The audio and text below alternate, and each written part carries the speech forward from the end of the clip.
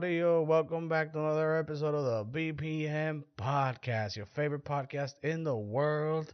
And we're back for another episode. Thank you guys so much for the support of the last episode. I received a lot of good feedback. Me and Pancho was not present on that one.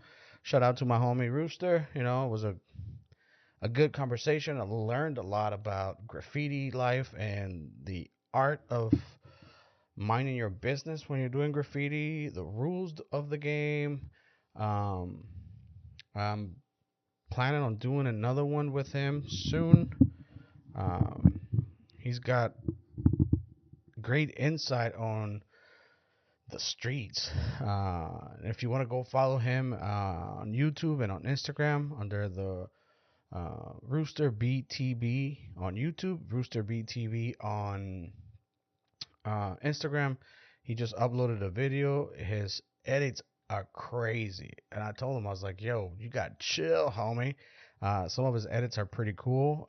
He shows you more in depth. Our episode, my episode, was more about his beginnings and all of that, but his channel focuses more on other artists around town. The scene, where people go paint, the type of graffiti there is. It's almost like a docu series of the graffiti scene here in Tucson, and it's kind of crazy to see that I always see graffiti across town, and you wonder like who the fuck made that, and then he showed me a couple things, couple people, and I'm like, oh, cool. These are just fucking normal, regular people. They have jobs. They got some got babies. Some got 7 baby mamas. And listen, we're gonna start this one a little different today because I know alcohol is bad, but I forgive them. I forgive you, alcohol. I'm gonna have just a little bit of this Blanton's, hard to get. This Blanton's whiskey. I got a sample of it and a bottle, so I'm gonna drink the sample to see what it tastes like, and then on the 100th episode, I'm probably gonna crack that bottle open. It's not expensive whiskey. It's not. I don't know if it's the best or not, but it's hard to allocate the whiskey because the family that makes it makes only what they make. They don't push their what you call their employees or their numbers. We make this is what we make, this is what we have, and until next batch. They're not like, oh, we're gonna expand. For what I've been told, I don't know if all of it is true, but we're gonna take a nice little sip.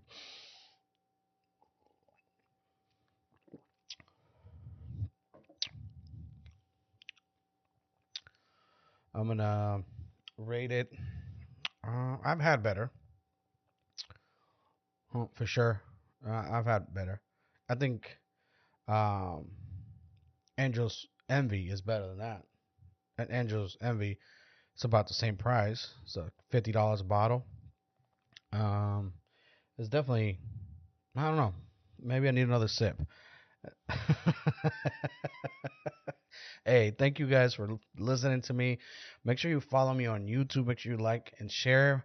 Make sure you do all the things. The two big ones are Spotify, YouTube, and TikTok. If you want to get into the craziness, TikTok, you can go on TikTok under the Back Porch Mexican Podcast, under the Back Porch Mexican Podcast on YouTube, and Spotify under the Back Porch Mexican Podcast.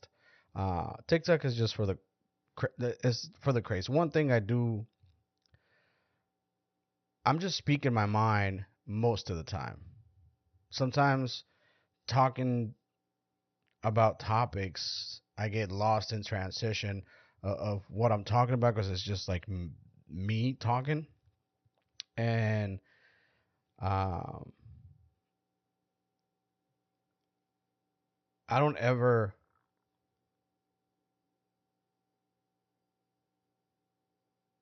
I'll read the comments on YouTube. I'll read them and I'll give you a little heart emoji and a thumbs up, but I won't comment. I won't get into discussions with anyone. Thank you for your support though. But like, even if you're supporting or not supporting, just a little heart and a thumbs up lets me know that I watched, that I saw it, but I'm not partaking in any of that craziness. I'm not gonna get into a text war with people over some of the things I say. I say what I say, and then if you don't like it, you don't like it. It's not for you, and I'm okay with that. I'm not trying to please everybody, you know. I'm trying to find my own route, my own route.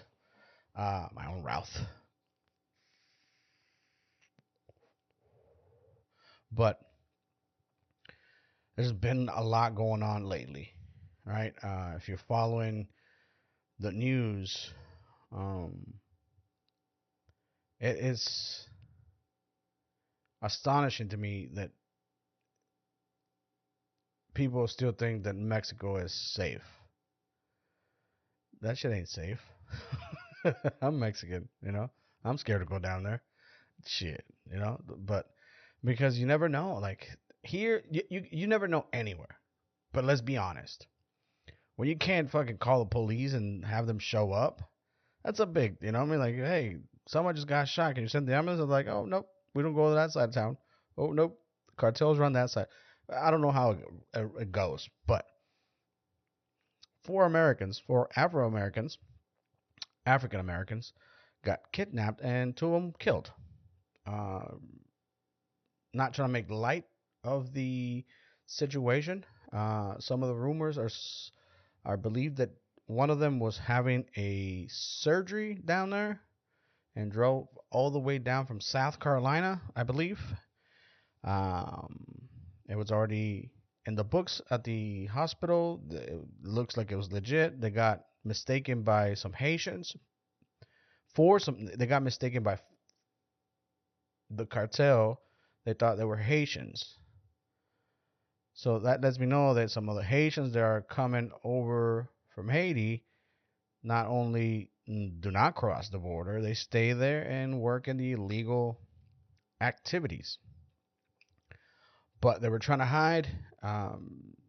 My condolences to the families. I know they're not gonna probably be listening to this, but I don't want to sound like I'm rude. But I'm gonna tell you like my really with just looking at the headline without doing any research. I'm guilty as charged. I looked at it and I was like, oh, oh, duh, of course. Like the cartel doesn't just kidnap people just for the fuck, especially Americans, right? They don't want to fuck with no Americans unless they have to. My first initial thought was like, oh, they're probably involved. They got picked up. Um, and then I was like, you know what? I don't know about this. This doesn't sound right.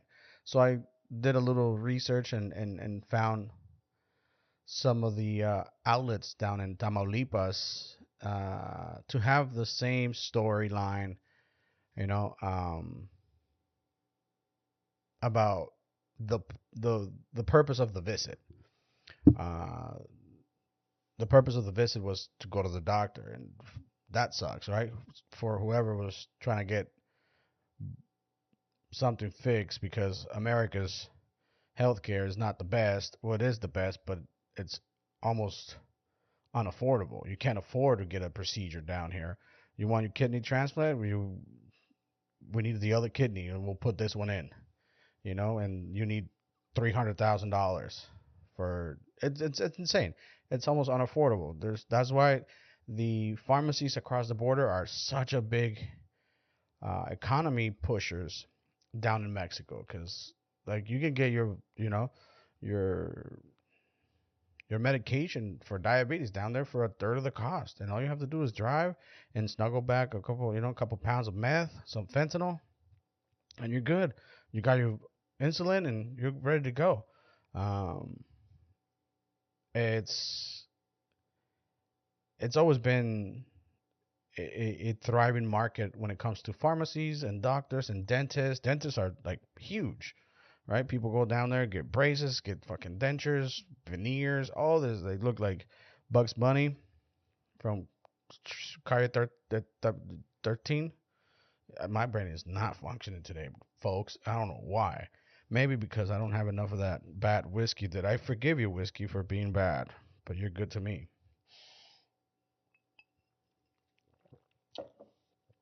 Just a little bit, just, to rev the engine, to get it to an idle. That's what you need whiskey for. But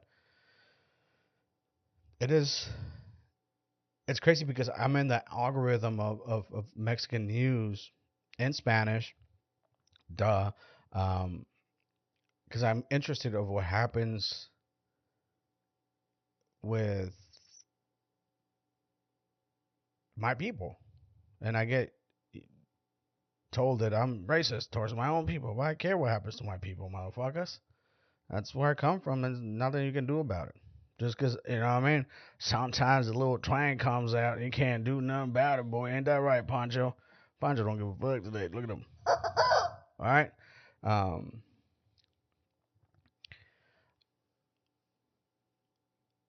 it's it's a sad day that I watched some of the videos. I'm not going to put them up because I don't want to get copyrighted, but or not even copyrighted, or I don't want to get into like the videos of the cartels, like how they drag this people. Like there's videos of them dragging what is looks like a dead body onto the bed of a truck, and he just like fucking he threw on this girl that was alive, sat her ass down. This other male looked like he was slumped over, and they drag him into the truck, and they were trying to hide that they were kidnapped. I don't know how you hide it. There's footage of this whole ordeal online. If you look at in America, they won't show it, but in Mexico, they're like, here you go. We'll show you what's what. We're so desensitized. And that's what it bothers me, where violence, such gruesome violence, it goes unpunished and unnoticed. It's like everyday thing. You walk over a dead body or a massacre of like cartel versus cartel, and people are hurting. And then what's scary about that is that mental health awareness in my community, in my country, is not a priority. It's not, especially in the poor communities, which is, 60% of fucking Mexico.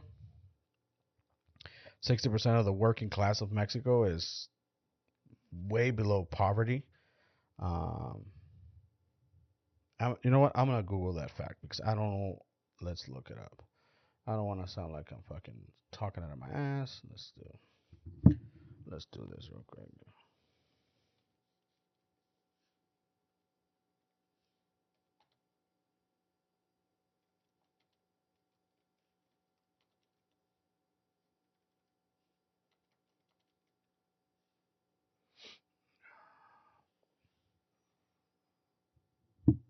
Share of the population with an income below the cost of the food basket in Mexico. La canasta básica. Mexico 2019-2022, the working poverty rate in Mexico, which refers to the percentage of the population with labor income below the cost of the food basket, fell to 38.3% in the second quarter. But that's not what I want. I want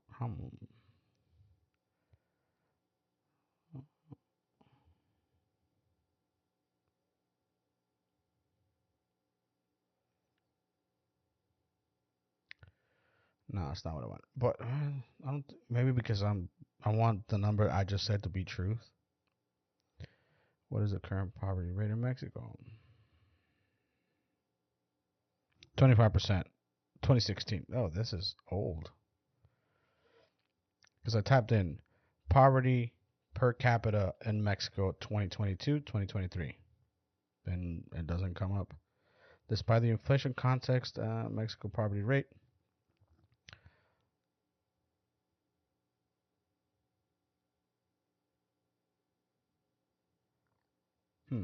Well, it's high as fuck. Because if I type in the same for the US, let's see. 12%, but it varies. 12% poverty rate in the United States compared to 30 something in Mexico. I didn't. All I changed was America, America, baby. Right. So back to where I was saying, it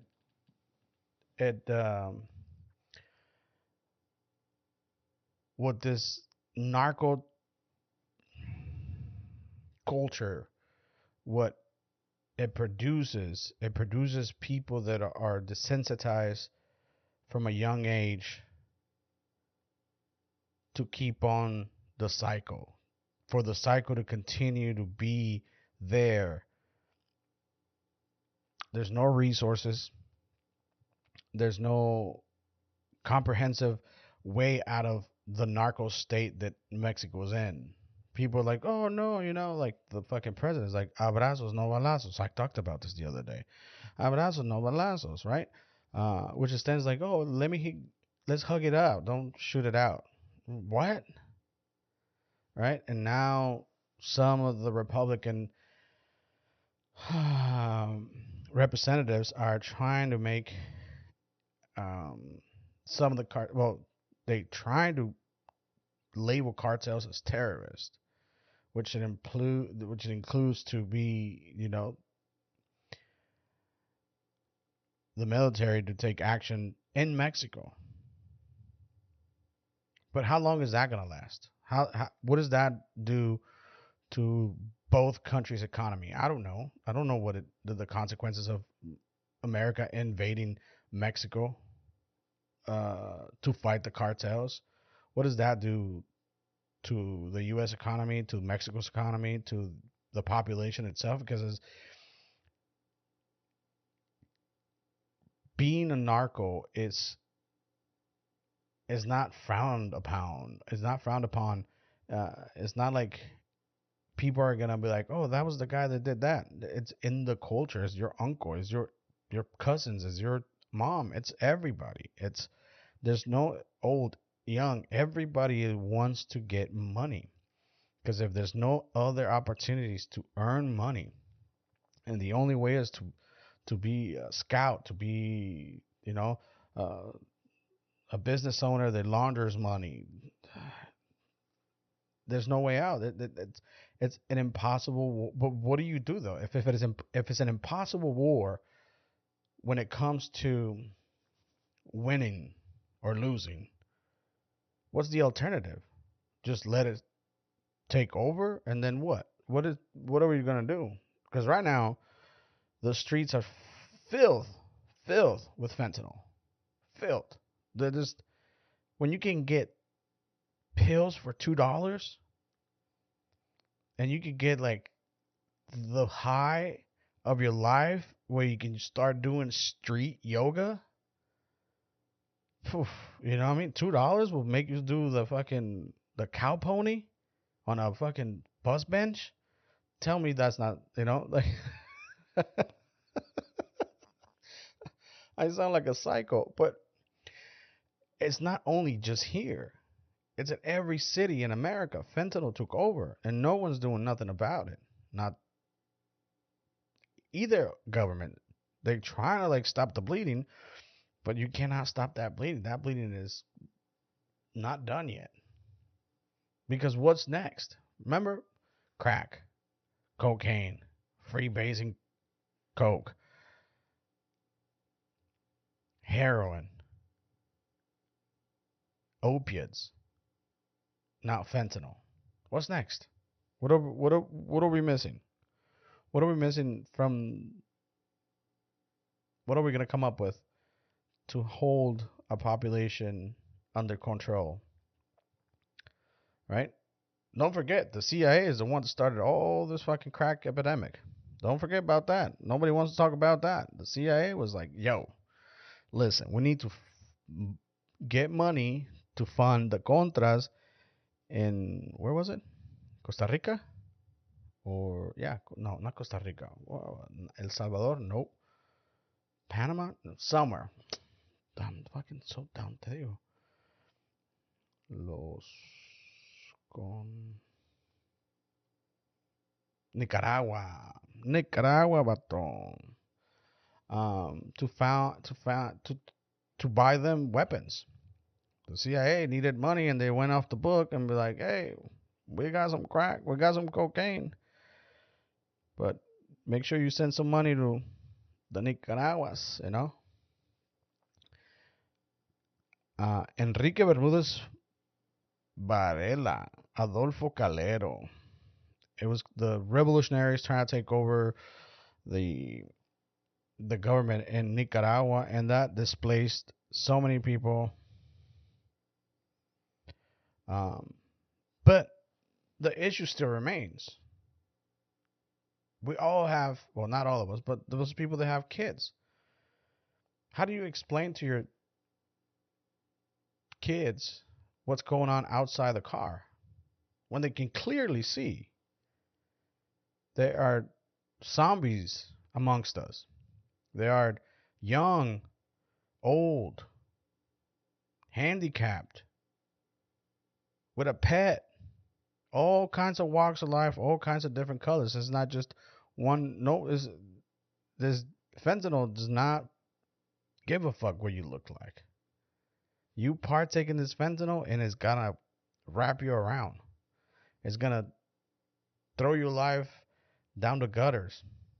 So how do you explain to your kids? How do you expect them to have a bright outlook in life when there's so much chaos going around us? When every corner of every street there's a homeless person every day. Sometimes they work in four corners.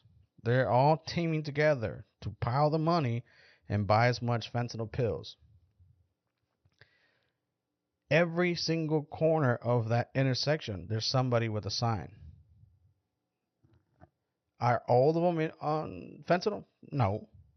Are all of them homeless or houseless or unhomed? What is that term? Unhoused. Are they unhoused? Yes.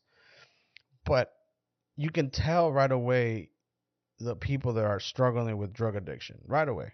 They look a little out of place. But how do you explain to your kids that, like, this is normal? This is what you're gonna inherit. You're gonna have to deal with this when you get older, because I'm on the back end. I'm on the back nine, and I'm shooting for sure. I'm shooting 67.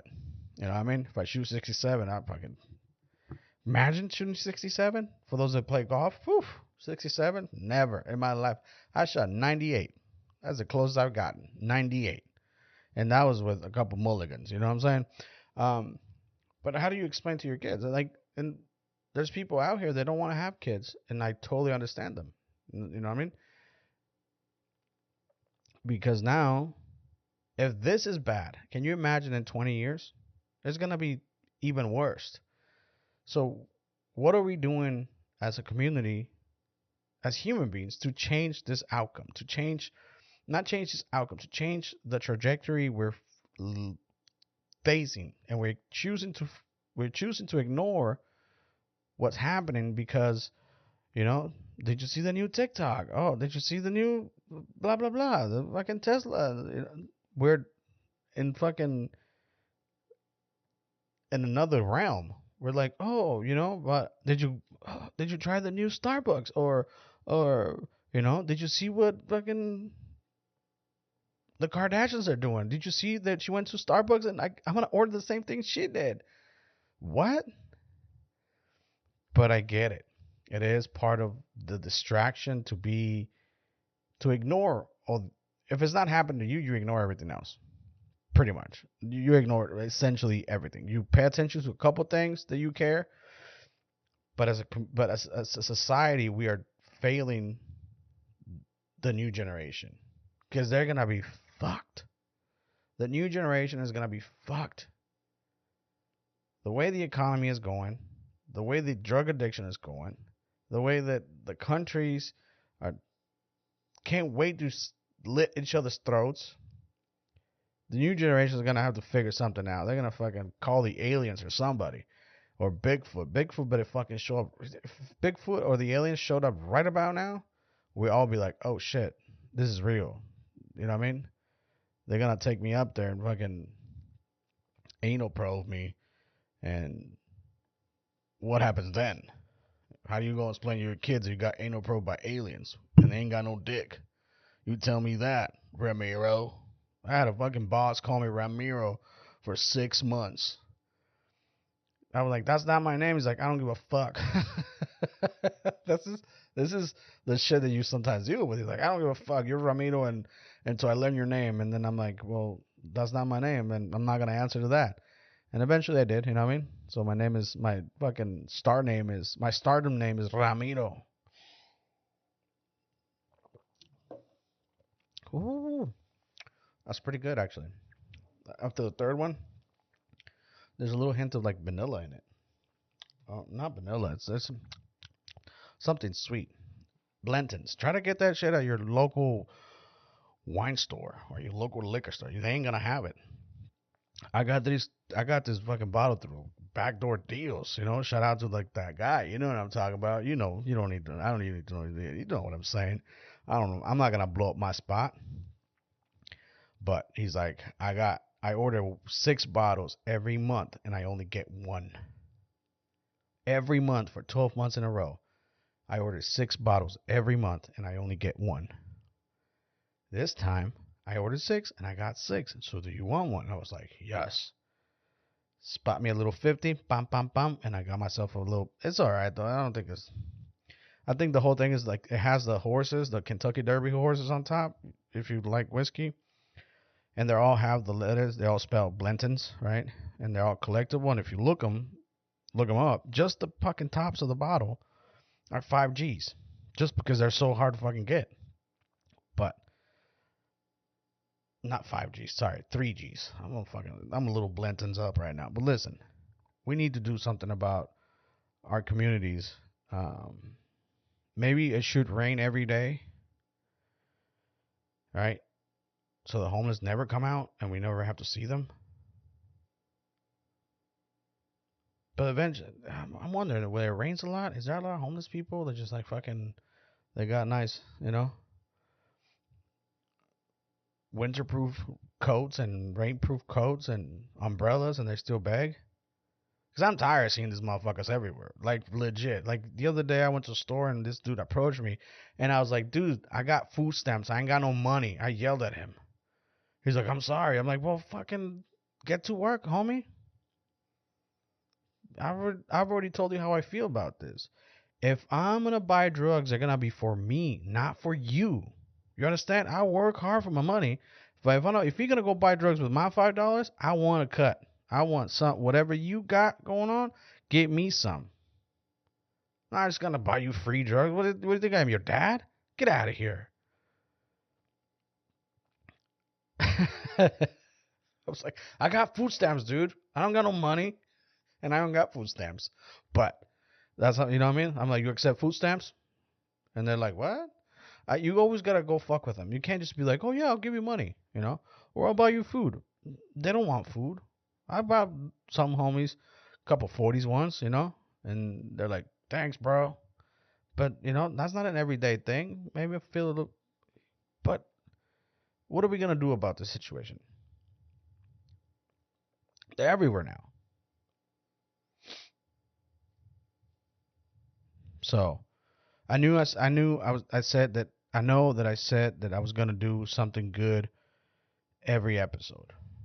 And the only good thing I can think of without researching, without doing anything, it's that my fucking girl Alexa Grasso is the new flyweight champion of the world in the UFC, baby. If you didn't watch that on Saturday, you're fucking out of your mind, because John Jones came back and destroyed homeboy.